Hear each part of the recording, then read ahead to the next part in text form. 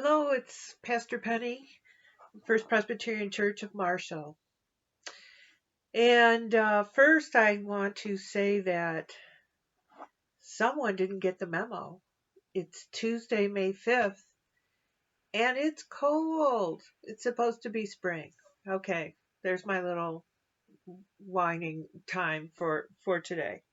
Uh, and the other thing I'd like to say is that tomorrow at 2 on Zoom, we will be talking about the book Accidental Saints by Nadia Bolz-Weber. So we have about 12, 11 or 12 who plan on joining us. So it's not too late if you'd like to join.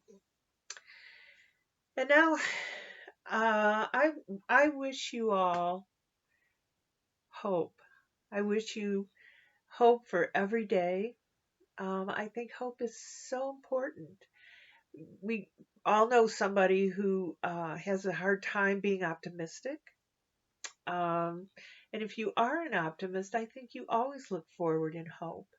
You always go to bed in hope and wake up with a new day before you, God's gift, um, with hope. Uh, if you lose hope, that's when I would be worried, or your family should be worried, and maybe you need some help and to talk with a professional.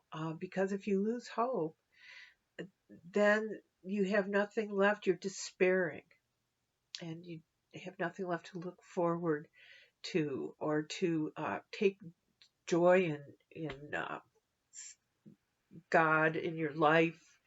And so, as Christians, I'd like to think that we turn toward God. I hope we do, when we are despairing, to renew our hope. Um, and I would be especially concerned if you know someone um, who is who has lost their hope for life, uh, that they would I would be worried about suicide. First of all, I think that's when you think nothing will ever be better, nothing will ever change. You lose your judgment and your perspective.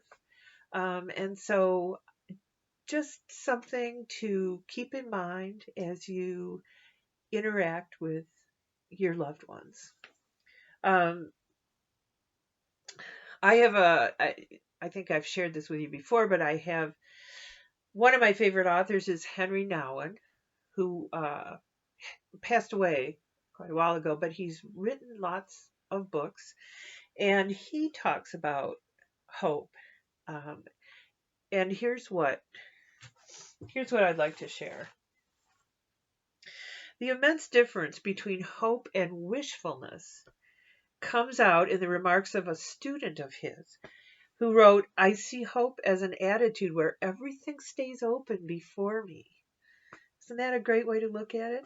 Not that I don't think of my future in those moments, but I think of it in an entirely different way. Daring to stay open to whatever will come to me today, tomorrow, 2 months from now, or a year from now, that is hope. To go fearlessly into things without knowing how they'll turn out, to keep on going, even when something doesn't work the first time, to have trust in whatever you're doing, that is living with hope.